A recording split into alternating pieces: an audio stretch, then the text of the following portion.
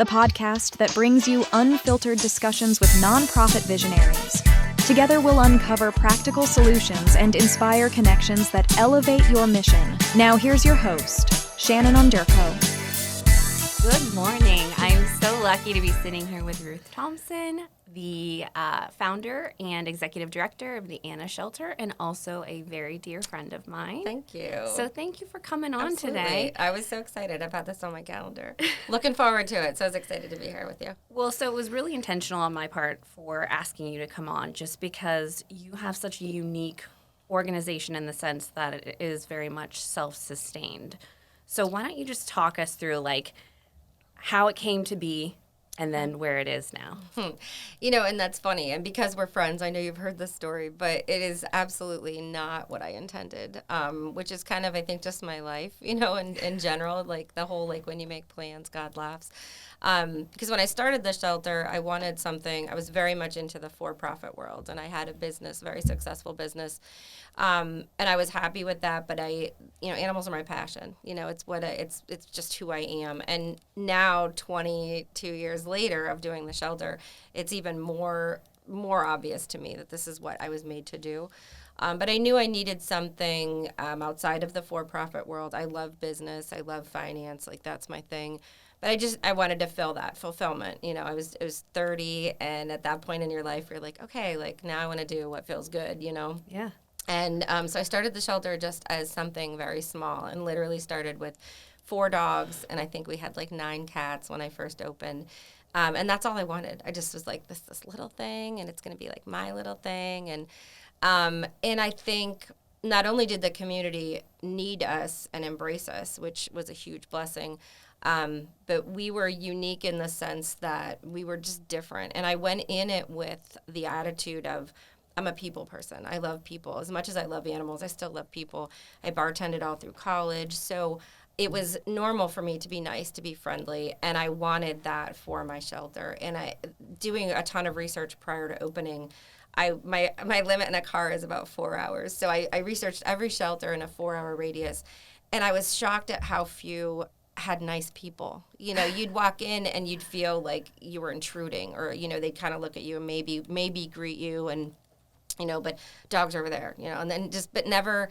And I remember driving home one time, and I was like, dang, like, I don't want that. Like, and so I knew, and that's just a big, and I love it when people say, like, you guys are so nice, because we greet everyone that walks in the door, and we're excited to have you there. And we truly mean it when we say, like, welcome, like, we want you there.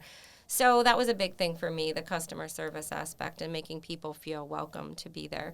I mean, if you think about it, whatever your nonprofit is, if you don't have support, I mean, you're not going to be successful. So you can be as mission-driven and as focused on your mission, but if you don't have support from the community, from the grantors, if people don't like you, I mean, and that's just a life lesson. I mean, I remember my dad, the biggest influencer in my life, saying, you know, you're going to get more flies with honey than you are with vinegar. And I think about that all the time, and I tell the girls at the shelter that, like, we need people to like us, because we can't help the animals if people don't like us, because every animal has a person attached, good or bad, you know. So, and then, yeah, it went from that first year, we handled 121 dogs. I'll never, animals. Your small passion project. Tiny. You know, that was tiny. No, 121. Now we average about 10,000 animals a year. And when I say animals, like, the scope has gone from, originally I started out dogs and cats, and now we have baby rats right now at the shelter. We have goats, we have pigs, we have the equine center.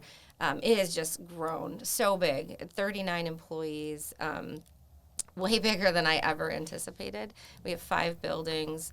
And it just went crazy. So it's very much encompassing. It's very much my life. I still have my for-profit business, but that is how I make my living. So that works, which is a blessing, because I don't need the shelter for anything, sustaining for myself. So it works.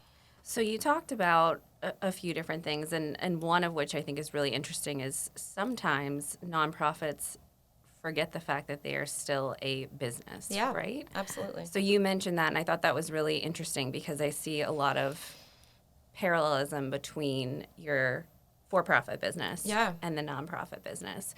So you talked about the customer service piece and about the community has to like you in order Yeah. to be engaged. So let's just talk about that. Like, For how sure. do you foster the relationship with the community? I think one of the reasons that we are so successful is because I do have a finance mind, and I am always thinking of the bottom line. And as bad as this sounds, and I'm sure the wrong audience isn't going to like it, but the animals are my inventory. They're way more than that to me, to you. Obviously, I have a dog. I have 7 dogs at home, one of them laying at my feet right now. They're way more than that to me. But in a business sense, and that's what the shelter is, the water bill doesn't say, like, you know what, Ruth, you're so cool. We love what you're doing. Don't worry about paying for water this month. Like, that's not a thing. We still have bills to pay. So at the end of the day, you've got to keep that finance mind. You've got to have, or if you don't have it and you just have the passion for your mission, find somebody that does, that can help keep you on track. And then the same thing, like, if people didn't like us, if the shelter was dirty, if they came in and they were like, oh God, this place reeks. I mean, right now we have 134 dogs at the shelter, and inventory last night was, I think, 171 cats. It's going to smell like animals. Like, there's no getting around it, but it's not dirty. It's not offensive, So if you don't have those pieces, you're just not going to be successful. People aren't going to like. It doesn't matter how great you are or what you're doing. And we all deal with the keyboard warriors. We all deal with the Facebook. I mean, social media is a blessing and a curse. I mean, it's great to get your message out there, but you're going to get haters. And, my dad used to say, as long as they're saying your name right, don't worry what they say about you. And I try to remember that too. But a lot of times I'll just post and then never look at it again because I don't want to hear comments, So, and I think too, a big thing is you've got to earn that respect. You know what I mean? And that was, again, I'll talk about my dad a lot in this because he was so influential to me. But people aren't going to always like you as long as they respect you, and you've got to earn that respect. You don't just get it. You don't just deserve it. You've got to earn it. And I feel like my group specifically is one of the most deserving because we do work so hard. I mean, we have earned the reputation that we have, and it's something that I protect and is very important to me. But yeah, if you don't have that element of likability, with somebody, and I've heard other places, I go to nonprofit stuff and meetings and conventions and all that stuff, and they'll say well, you've got to have a face, and ours is unique in the sense that I'm the HR person, the PR person, the marketing person. My staff is literally taking care of animals. We have a very small admin staff, and they still handle animals. There's no job in my building that doesn't mean you're going to get pee and poop on you or have to assist in a cruelty case. Even the girl that sits next to me and does all the book work, she's getting dirty just like I am. So. But I do think that that's so important. Whether your nonprofit is, children, the elderly, veterans, you've got to earn the respect. You've got to be in the community that you work in so that they know, so that you're transparent, so they know what they're donating their money for is going to what they're donating their money for. So yeah, of course. And you had mentioned that, there are certain people that are going to feel a certain way about the dogs essentially are your revenue stream, right? But ultimately, for you to sustain financially, you have to have a revenue stream. Otherwise, you're not able to execute that mission. Our medical expense in my industry specifically is outrageous. It's so expensive. And getting veterinarians on staff, getting my own pharmacy license really was game changer for me as far as industry specific. But yeah, so when our adoption fees are the lowest revenue stream that we have because we have, so for example, our dogs average anywhere from $50 to $350, but each one of them comes altered, so spayed or neutered. They come parasite-free, they come internal, external parasite-free, they come microchipped, they come, it costs us about $15 a day just to feed them. So when you add up what we have into them, they're a loss. They're not, they're kind of like that lost leader. They're the ones that bring the people in. Animals bring the people in, but that's not how we pay the bills. I'm big into grant writing, fundraisers. We don't have time to put on our own fundraisers, and we're really blessed because we get a lot of people that want to just make us the beneficiary. But just people that donate because they see us and they believe in our mission and they see us, at Christmas Eve, myself and another girl were literally underneath a semi on Interstate 90 at 11 o'clock at night with the state police trying to get a dog out from under a semi, and people were honking and waving. And it's but they see, I'm out there too. I'm no better than Briley, who was with me, and she's one of my dog handlers, but we were out there on our stomachs in the cold with the state police. So it's we earned that respect from the community. And so then they want to donate. And they're like, you know what, these girls are out there. They're hustlers. And I say girls, but we do have some men on staff. So It's the girls. yes. It's It girls. used to be. I won't say what our slogan used to be because I don't know how to edit. Or I don't know who edits your talk. We can talk about that one later. Yeah, it used to be we had a cute little slogan of who worked at the shelter. But then I was like, we need somebody to lift heavy things. So Sure. we started getting a couple boys. We have some great men on staff. So only 4, I think. What do you think, like, to get to the place where you've earned the community's respect and there is that trust, how long does that take? It's taken us, I mean, it's been 20 years. I think 22 years from my inception of like, hey, I want to do this, to 20 years of actually having, 2004 is when we actually opened the doors. So this June will be, gosh, we're coming on 21 years. Yeah, I've actually having the doors open. And I think I myself had earned a lot of public respect because my dad was a politician. So I was already like kind of part of the public eye because I did a lot for the city. My dad was very philanthropic. So I kind of followed his footsteps in working on some city committees. So I kind of had a good reputation already, which I think is important. But if you're new to the area, you're coming into a new area wanting to start, get out there, get out in the community, meet people, and not... and I'm not going to mention any names, but I know some nonprofits where they're like, well, you've got to go to like where all the fancy people are and where all the wealthy people are. Like, that's not a thing. Like, I would rather have 20 $10 donors that really support us and will come to our fundraisers and love our mission and spread the word on Facebook, rather than one donor that will give me $2,000 that is kind of like fancy and just writes me a check. Now, granted, those people are great too, and that's necessary, but I like a grassroots, like, of the people kind of an idea. That's just who I am. That fits my mission. And this is like, I mean, the fact that I'm clean for you today. I have lip gloss on. You washed your hair. No, it's dirty. It's straight, so it's dirty. That's how you can tell when you see me on TV. If my hair's really wavy, it's clean. If it's straight, it's dirty. I'm offended. You didn't even wash your hair for me No, today. but I put lip gloss on, and my clothes are at this point clean, but they'll be dirty by the end of the day. But, like, this is just who I am. Whether I was meeting, I'm actually going to Harrisburg on Monday. I have 2 days of meetings in Harrisburg. I'll be at the state capitol. I have a meeting. I have to speak in the rotunda, and I'm probably going to dress like this. I may put, like, a nicer shirt on, but I'm going to be wearing jeans and probably cowboy boots. And we were joking. I was supposed to be on TV, like an LA-based TV show, and the producer's like, well, I've been watching you on local media, and, like, the jeans and cowboy boots are okay, but maybe if you have something a little more business. And I was like, yeah, no, like, I haven't worn a dress in a really long time. Like, and I was at a wedding, like, 5 years ago. I think I wore one. But yeah, like, just be you. Be who you are, and hopefully you're likable, because otherwise you're going to have a hard time. Yeah, because if you think about it, so if you're approaching 21 years, Yeah. that is a long time to... Tell me about it, girl. Well, I'm not just saying that, but I'm saying financially. So somebody comes in and they're like, I have this huge passion and I want to start a nonprofit.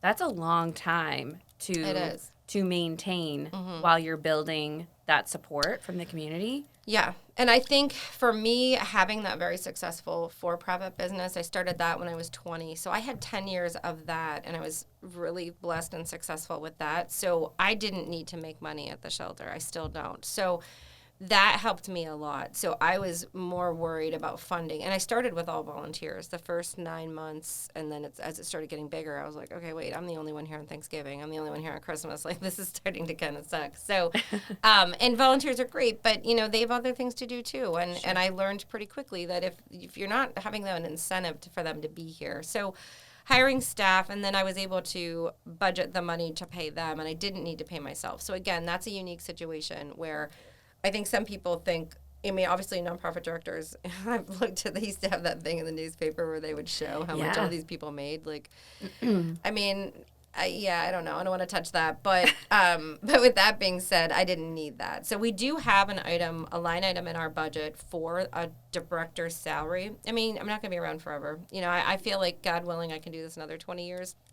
But, you know, I'm not going to be here forever. I would like the shelter to keep going, so we do have a line item in the budget for a director, but that money just returns to the shelter. So it looks like it's going out to pay a director, but it just goes back into the shelter fund. So eventually, if, you know, God forbid, I could die tomorrow. Nobody knows, you know. So God forbid, we at least are prepared to pay a director if we had to. But, yeah, I think that makes a big difference. So, yeah, to going into it, I would say, you know, get your mission established, get your project and how you're going to do it and what you're going to do. and then start feeling the finance part out, because, you know, it's not, I mean, our budget is like, I think almost $3 million. So it's not a joke. Like, it's a lot. Yeah. And I mean, you mentioned one point about not having to pay yourself. I think that is administrative cost is a whole other beast. Just looking at the cost of operation. Yeah. Right. So Oh. in your situation with how many dogs did you say you have right now? We're 134, 171 or 72 cats. That all need to be fed, that all need medications. All need medical. And we have $36. Every animal that walks in the door is a minimum of $36. Like, just, and it's funny because, like, so we give everybody a brand new leash and collar when they leave. Well, they're $12 for the set. So when I see a set laying on the floor, I'm like, get that fricked out here, because I see $12 laying on the floor, you know? So that's my business mind. And I love animals. They're my passion. But my mindset goes to, you know, the toilet's running. And I'm thinking, like, oh, shit, that's going to, oh, I cussed. You're totally fine. Cut that out. I think, like, oh, that's going to, like, jack up the water bill. So I'm always thinking of that end of it as well. As like, I literally lost sleep. We have a sick puppy right now. And I was up, like, half the night checking in on it, you know, and so that's where my heart is. But my mind is thinking, like, let's be realistic here. Like, we've got payroll. We've got payroll taxes, we've got liability, insurance. I mean, our insurance is $56,000 a year. Yeah. You know, so I'm covering 5 buildings. We have like a 5-building campus, workers' comp insurance. Like, it's a lot. It's a big deal. So the nonprofit, it's not this like mysterious, beautiful thing. Like, it's a legit business. It's just no one person is benefiting. It's the mission-based business. So it's still a business, though.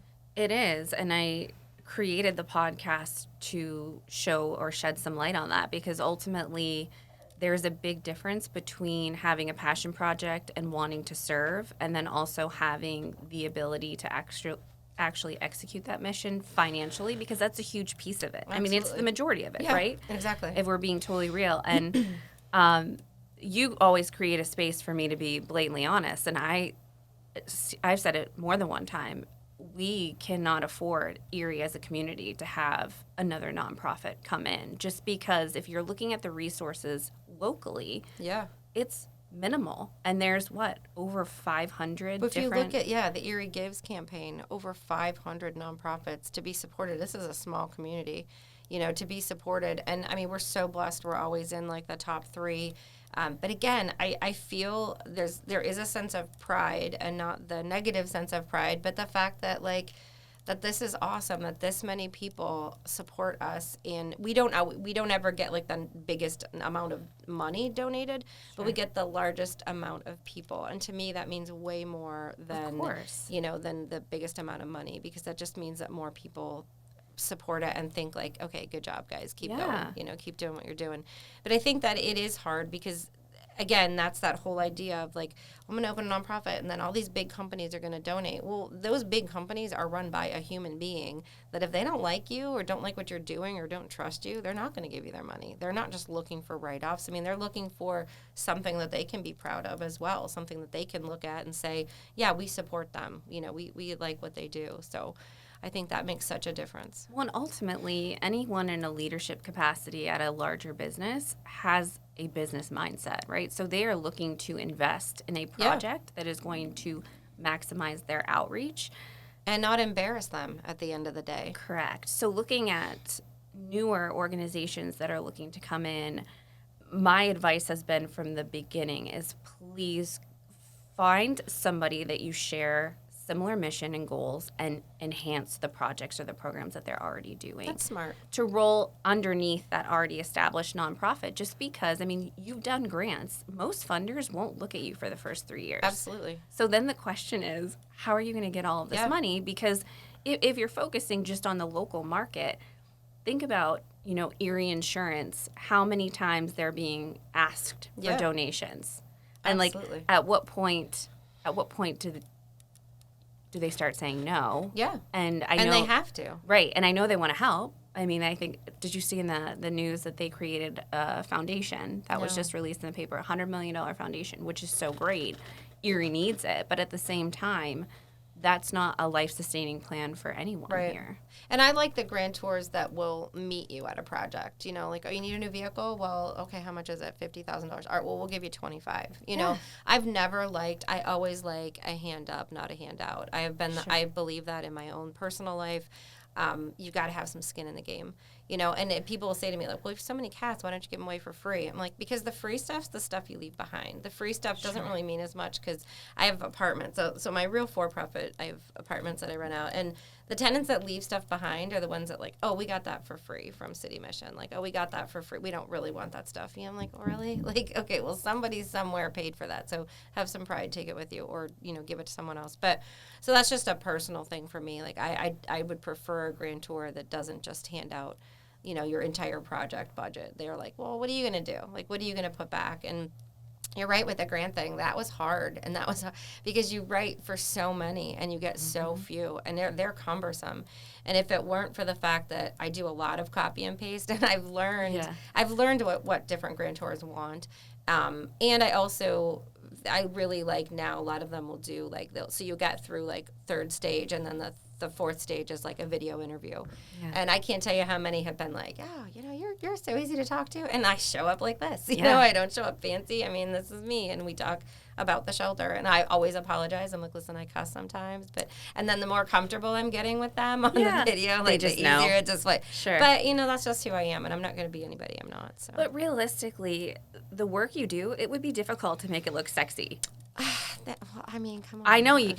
I mean, you're killing it. But that's what I mean. Like, there's that harsh, there's that harsh reality that exactly what you're saying. Yeah, it's in the trenches. One, you can't look pretty driving an old ambulance van. I figured that out. Or can you? No, I've tried.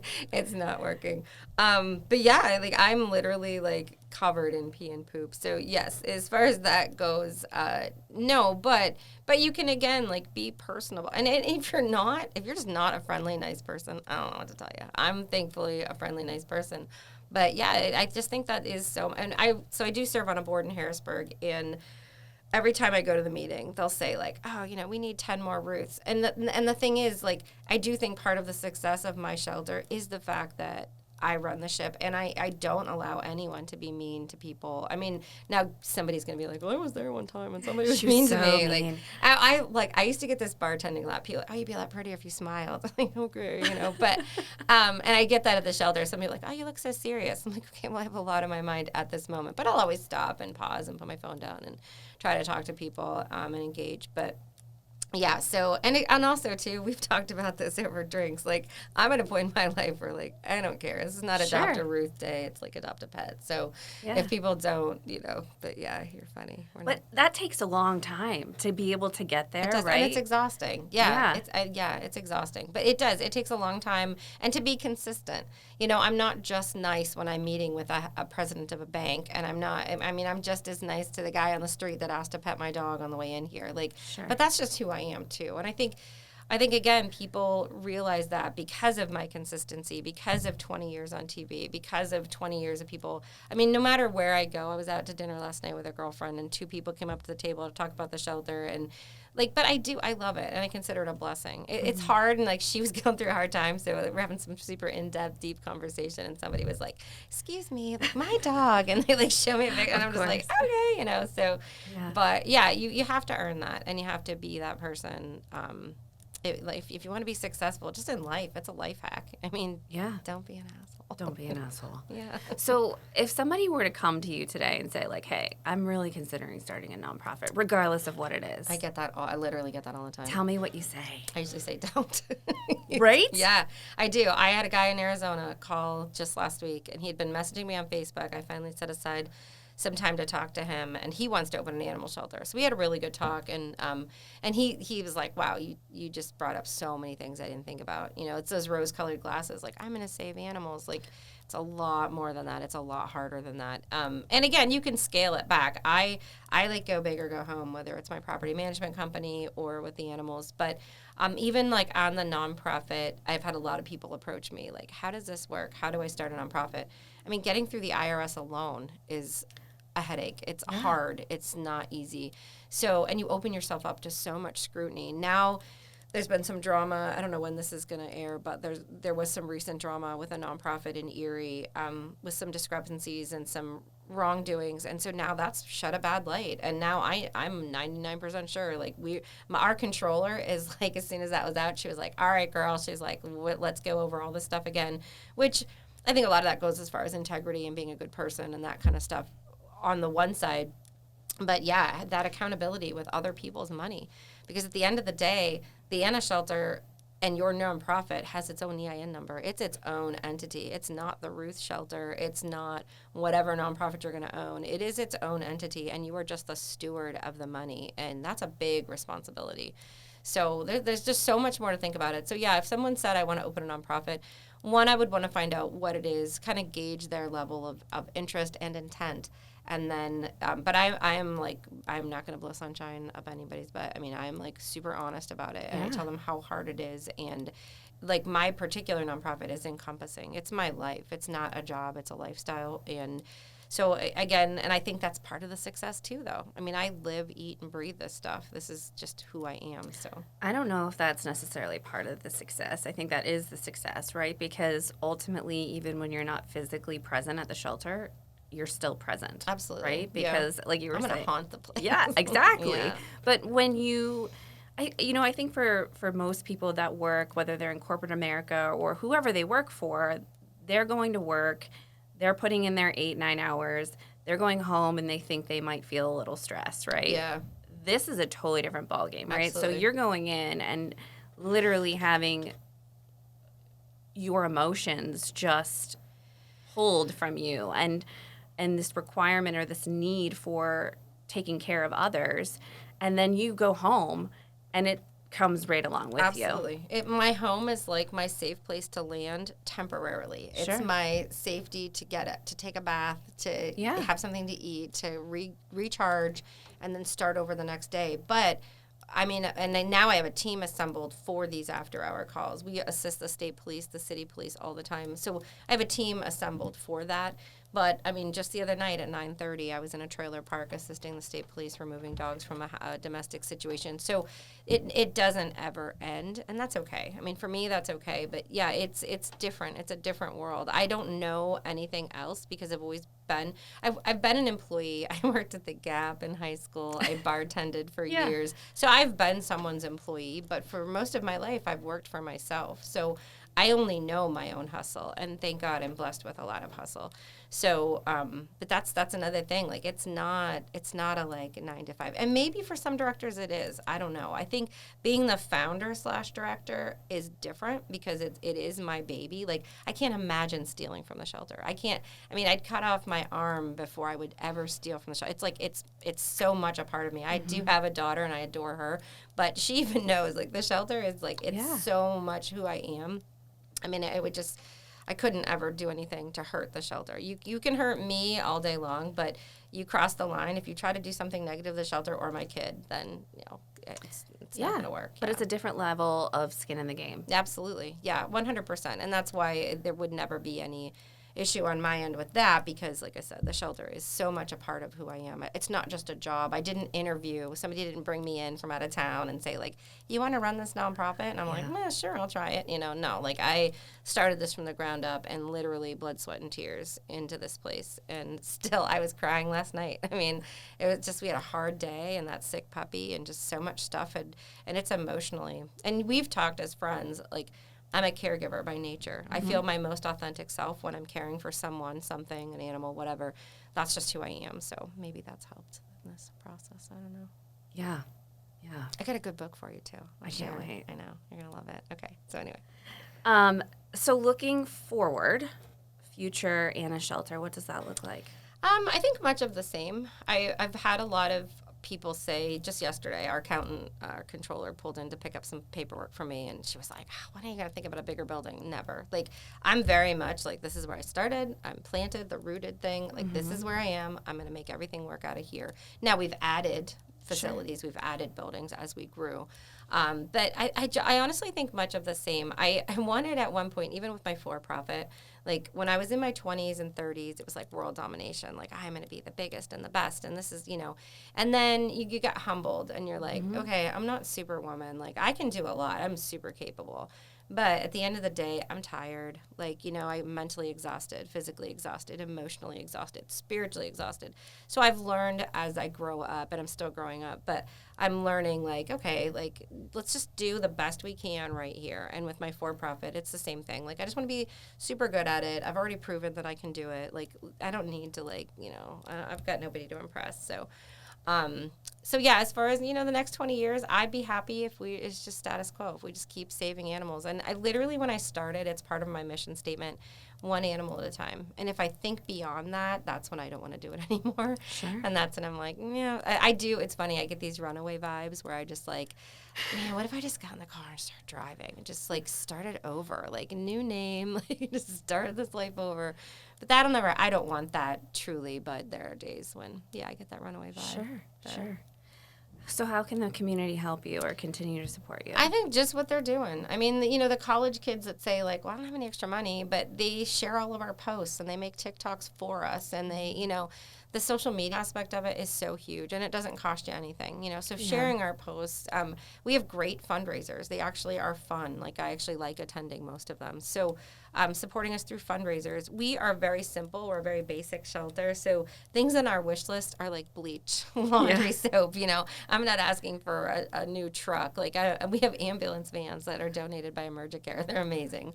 You can stand up in them, which I think is so cool. But, like, so that we're a simple shelter. You buy yourself new bath towels, bring me the old ones. I always tell people, like, don't go buy me brand new stuff. Like, they're going to have pee and poop on them or vomit on them by the end of the day. Just give me all the old ones. Go buy yourself new bedding and give me all your old bedding, things like that. Our rummage sale is crazy huge, the amount of money that we bring in. I've actually gotten some of the coolest stuff, though, from a rummage sale. Like, one of my favorite jackets, and I love it, it's from the rummage sale. I just got a new chair from the rummage sale. So we do get a lot of cool stuff from that. So just keep supporting us in the ways they have been, And there are people that can stroke me a check for $10,000, and that's amazing, and I'm super thankful. But the person that comes in with a $10 donation is just as cool in my book. Equally grateful, Yep. yes.